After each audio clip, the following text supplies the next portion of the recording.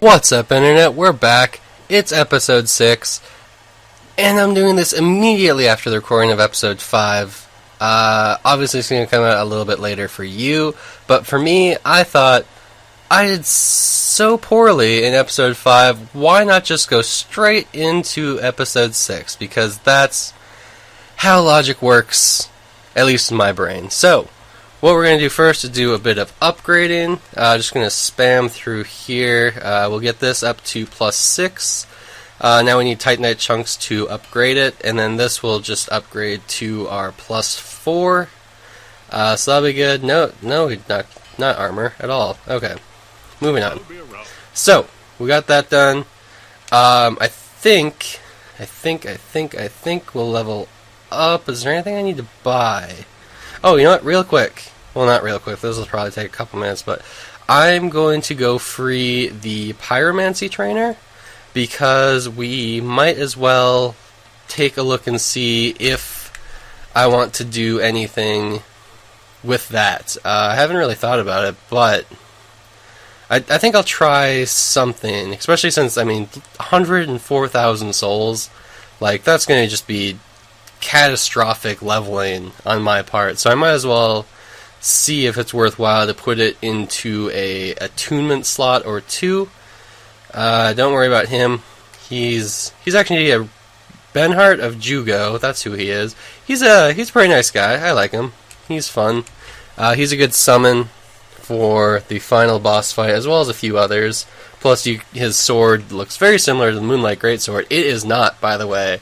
Do not get confused. He thinks it's the almighty Moonlight Greatsword, Seath's tail and the weapon that's in all other From Software games. It's not. It's not at all. It's a fake. Anyway, we're going to talk to this gal here. She's the Pyromancy trainer. As you can see, she was petrified. We used our Fragrant Branch of Yore, and she went flying away from the lever, because apparently that's what happens when you do drugs when you're petrified. She complains to you about how she's just wearing rags. Then she'll ask you for clothing. The irony is that you can give her equipment and then just give her imported manchettes or whatever other glove you want. And that's all she'll wear is just the gloves. It's ridiculous. I'll show you once we get back to Majula, but moving on, I do want to buy all the fire seeds. That is the Pyromancy upgrade weapon. The nice thing is with the fire seeds, it's just one fire seed equals +1 to your Pyromancy flame at a max of +10. So, there's that. I'm going to buy the Poison Mist, the Flash Sweat, and the Iron Flesh, because those are all the buff spells that you can have. I think I'll also buy each of these rings in case I come up against a foe with a certain type of magic, so this increases dark, lightning, or fire defense respectively. I don't think I'm going to buy any of the burrs. Blurs, Jesus. The burrs do the same thing, except magic, not dark, if you need those, but I'm going to be good. I'll reinforce the Pyromancy Flame 3 levels, because that's how many fire seeds I bought. Beautiful. And then from here, she will go back to Majula. I'm not going to go through there. As you can see, it uncovered this lever. You could pull this, start going that way. I don't want to do that at all. Right now, I just do not feel confident about going that direction yet. So, we're going to head towards the Iron Keep, where the old Iron King is located, who will be our next great soul that we're going to acquire. So that'll be fun. For now, let's see. Head back to Majula. What else? Do our leveling up. And then, yeah, we'll just go straight from there, I guess. I have to remember to hang on to at least 2,000 souls, or to at least, use soul items that will give me 2,000 souls. I don't want anything from you. I thought I might, but then I realized I don't. So go away. Okay, so leveling up time. Level up. As I mentioned last time, I didn't put any points into adaptability. I don't know what's wrong with me, but my agility is only 85, meaning I'll have very few invincibility frames to roll through attacks, so I'm just going to kind of boost this quite a few levels. I'll do I'll do 10 levels of that. God, that's ridiculous. 10 levels into adaptability, a few more levels into endurance, and then one more into strength. That'll leave me with 2,000 souls. Wow, that's pretty perfect. Alright. Confirm dat. Yes. Thank you. Get that going for me. Get a few more invincibility frames, at least one. I already upgraded my Estus flask to give me an additional quantity, and with the bone dust, the whatever, I use that in the bonfire because, as I'm sure you guys are sick of hearing me complain about, I cannot stand how long those animations take. So I just did that off camera to eliminate me complaining more, because I'm sure there's quite enough of that by itself. So we talked to our lovely Faith, Lycia. We talked to Lycia. Choose the move path option, and she will then use, it looks like she's using a spell. She actually just has an item that she's charging you, pretty much like a rental for her to use. If you kill her either now or later in the game, you can actually get the item to move the path whenever you want. So that's up to you. I normally save it till later in the game. Again, no spoilers, but there's a part where you invade her world, so hope that's not giving out too much for people who don't know how that kind of storyline goes. If so, oh well, this game's been out for a little while, so I can't be too worried about spoilers. Anyway, we're going to run up here, and on your right, can all passengers look to our right, please? We'll see our Hex trainer, not our, because he won't train us, but he's essentially the first Hex-based trainer in the game. He's one of the few merchants that do not move back to Majula. He just stays there for the whole game, whether you use him or not. So, if you do decide to go the Hex route, which, if you're wondering what that is, it's spells that require both intelligence and faith in your levels.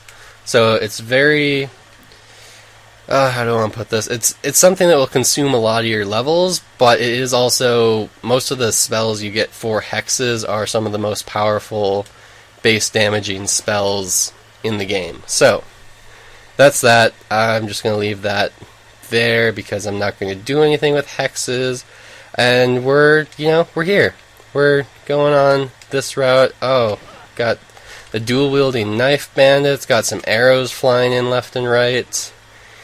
It's just my dream, really, to be this vulnerable and be taking damage. Oh, poison arrows, nonetheless, as well. So that's good.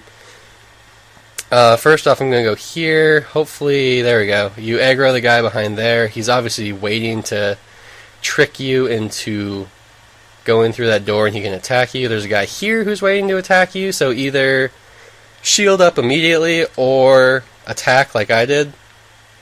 Otherwise, he will definitely attack you. I'm going to knock down the tree shortcut as well, right there. There we go. And then I'll light the bonfire in here.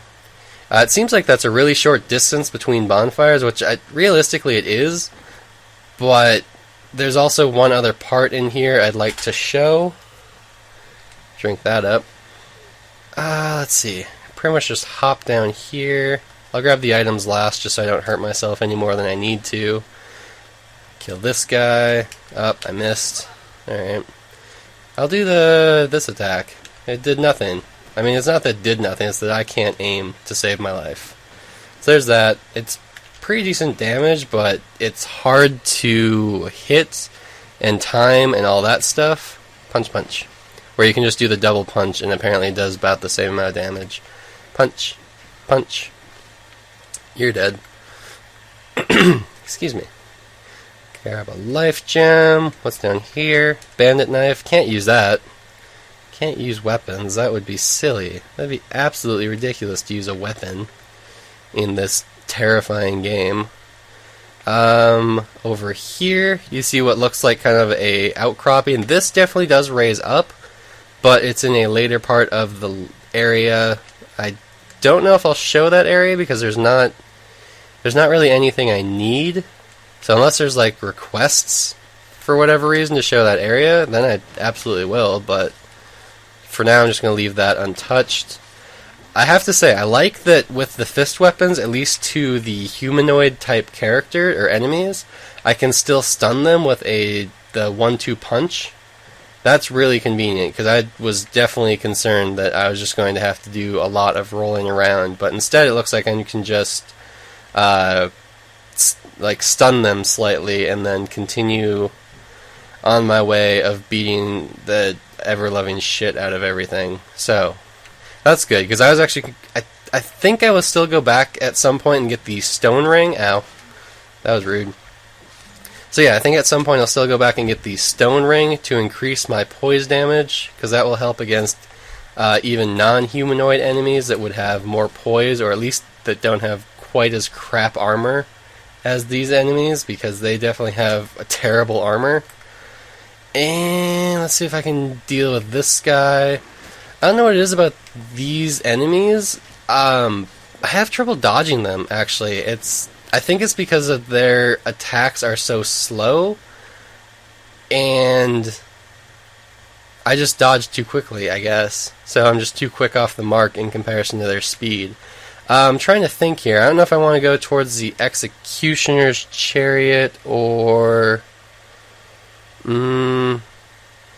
I think I'll just go straight through this area first, and then I'll come back for the optional boss fight of the area, because that makes the most sense to do what's required over what's optional. Yeah, that makes sense. Okay. I thought, wow, he hit me in like the ankle. Also, running low on health, so I'll get some heals going here. I think there's one other enemy over, yep, at the distance here. Stop it. That's rude. Didn't your mother teach you any manners? Rule number 1. Do not shoot arrows at strangers. Shoot your hand at them. Give them a handshake. That's the polite way to go about things, mister. Same with this guy. Were you all raised by the same sadistic mother? Since when you jump down on strangers, what'd they ever do to you? Nothing. That's exactly it. I tell you, kids these days are just so rude, and personally, I blame the rap music. That's just it. That and the fact that they're undead probably doesn't help either. As you can see there, I hopped down and got the Soul Spear, which is a very powerful sorcery if you're into that kind of thing, which I am when I'm not doing self-destructive builds. I pulled a lever in there as well, I forgot to mention. That will lower this bridge. Nice little not shortcut, this is the way you have to go.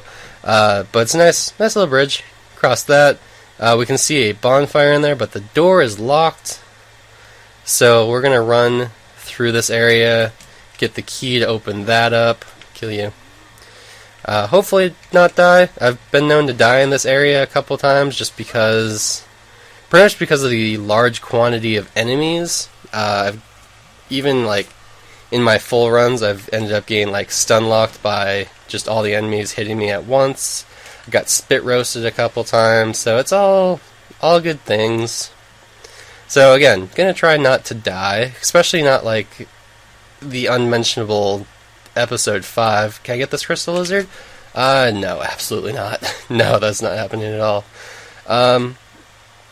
Yeah, he's really hard to get. Even if you have a ranged weapon, I've had problems where these enemies will hop in front of whatever your projectile is and take the hit for the crystal lizard, thus ruining your chance of getting him. I think he actually drops pretty decent stuff. I'm gonna slowly, careful, come on, there we go. I'm gonna grab this guy, 3 poison mosses. That'll come in handy because the next area is a poisonous hell, so that'll help us with that. This is the area where I got caught between 2 enemies, because there's one running down there you can see, and then one that runs out of that hut. And then there's another one who's an archer inside that hut. Hopefully it doesn't come out while I'm healing. Hurry up, hurry up, hurry up, thank you.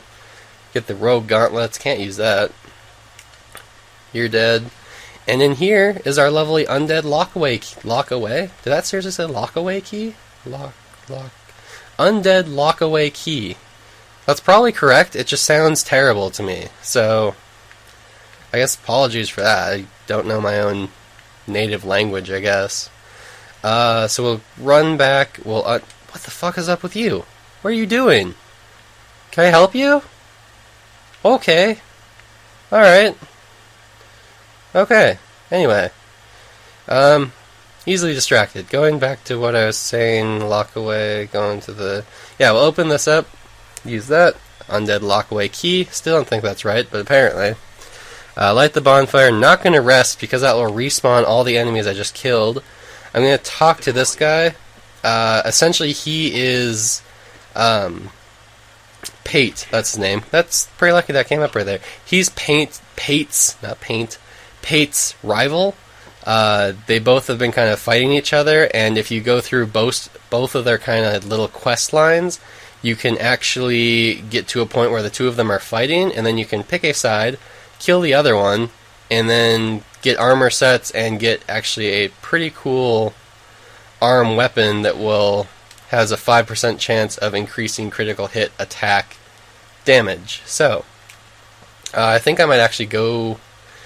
I can't actually go through their quest line now that I think about it, because you have to have summoned Pate in for the last giant boss fight. So I'll see if there's any fixes for that or anything you can do about that, because I'd love to get that item. I'm sure it's really good, plus it's a very low defense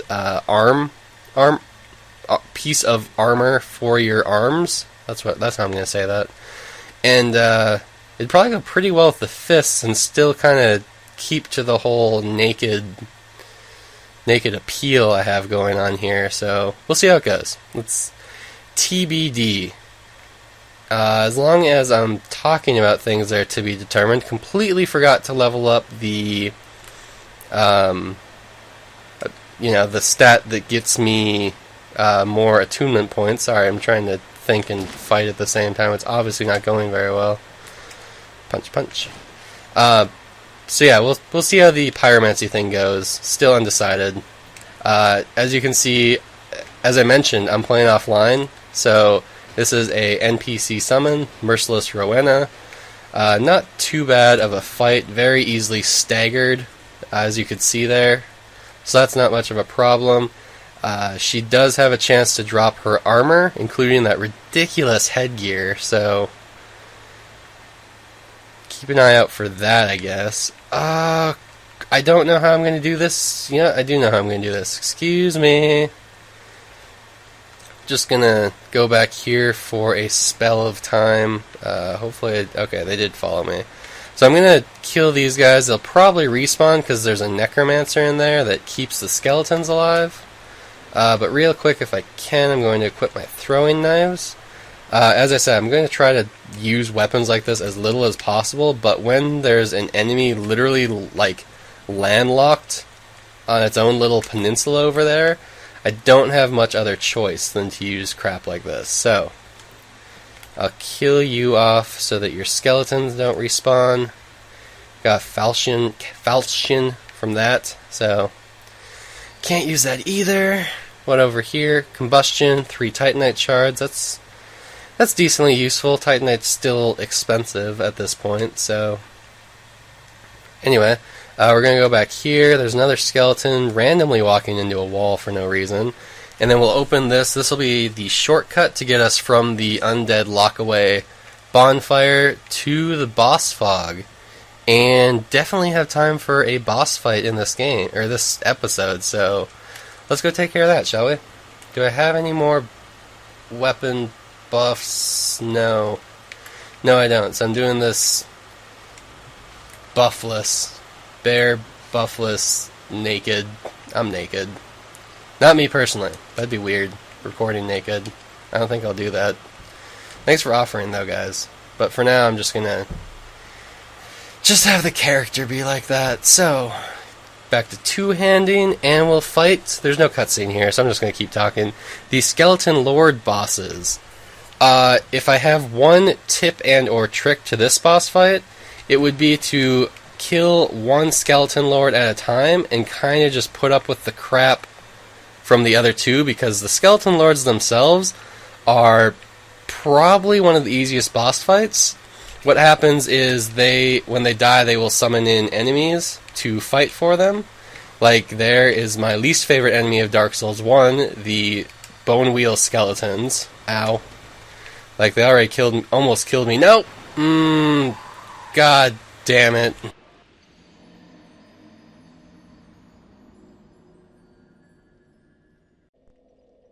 Well, wasn't expecting that by any means. See, when I normally fight those guys, I normally fight, I go from the left to right and just kill the skeleton lords in that order.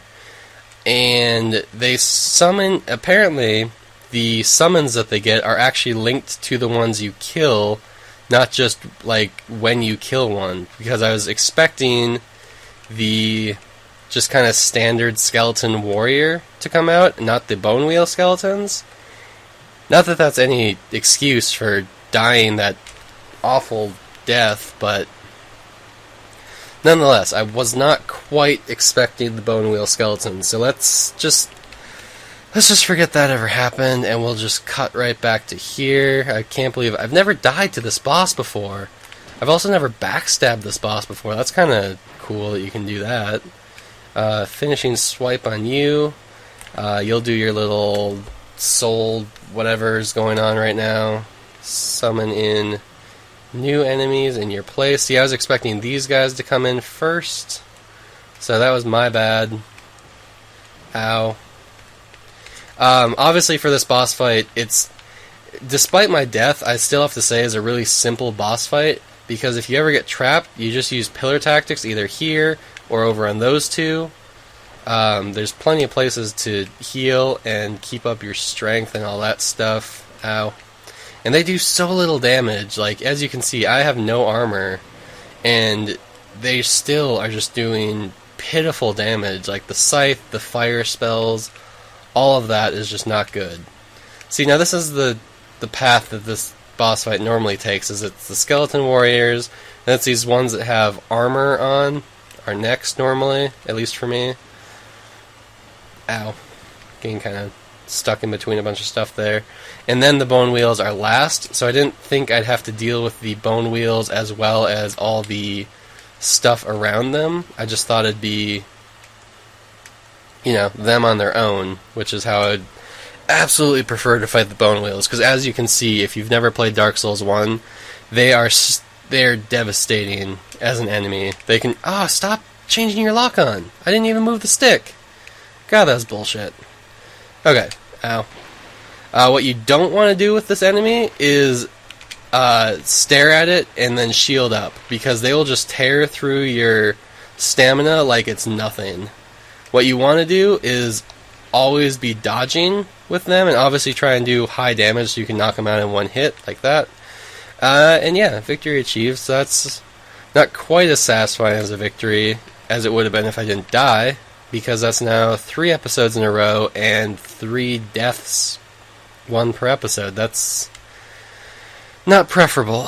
I would like to look a bit more professional at this, and not quite so noobish, but c'est la vie. That's just how things have kind of worked out. So, alas, here we are, lowering another bridge. Common theme for this area, lever and bridge. I don't know why they had to have that here. It's like, there's no reason. Just have the bridge here. Why do I have to lower the bridge as well? Like, there's no lever here to raise it. What's the point? I don't understand. Whatever. That's just what they decided to do, so. We're coming up on our next bonfire here, which is where I'll end the episode for now, because we have now reached Harvest Valley. So that's great. Walk through that stuff, you get poisoned, but oh well, I'm going to rest at the bonfire, so it doesn't matter. Okay, I'm going to rest first, just in case I get poisoned. So, that will do it for episode 6. Try to keep this one a little bit shorter. If I didn't have that death in there, it would have been a bit better, but oh well. So yeah, anyway, like, subscribe, comment, all that stuff. The blue lady has gone green, so give your support for that, everybody. Hulk is here to wreck everything. Okay. With that, just going to call that an episode. And yeah. Bye, guys.